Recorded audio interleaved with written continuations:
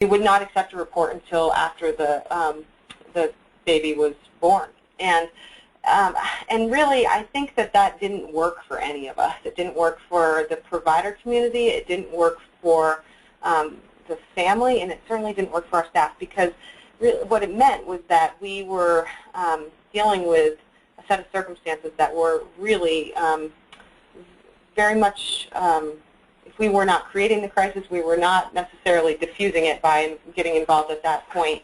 And we felt like we were really missing an opportunity to, in situations where we had a valid allegation, either the parent had continued use in the last trimester of pregnancy or was admitting that to providers, that we were missing an opportunity to really help them avoid a crisis and to help encourage treatment and help link parents to treatment before the baby was born. And ultimately, that was not only a disservice to the parent, but also to the baby that was going to be born as well. So what we did was we shifted our policy so that we now, if we get a report that is a valid allegation of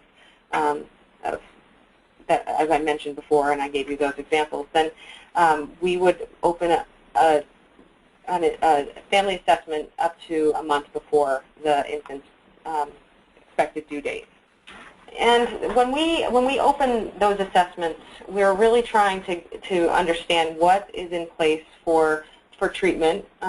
If there's not any treatment that's currently in place, we're trying to create linkages to services that are indicated for the parent. We're also trying to understand, are there other unmet needs? Is there housing issues?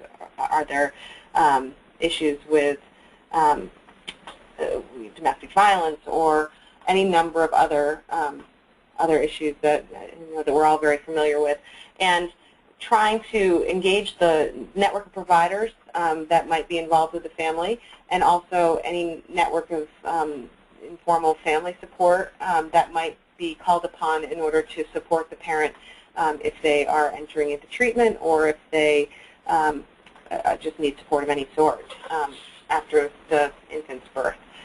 And so again, I mentioned before, the assessment is really focused on the future. Can this parent successfully and safely care for the child? Is there a need for treatment? And is there a need for a referral to other services? And we are really trying to benefit from the expertise of others. So to really take information from treatment, take information from the medical community that is provided to us through the CHARM Collaborative, and also in other parts of our state where we don't have the CHARM Collaborative, other providers that can help us to sort through what the treatment plan should look like for individual parents. So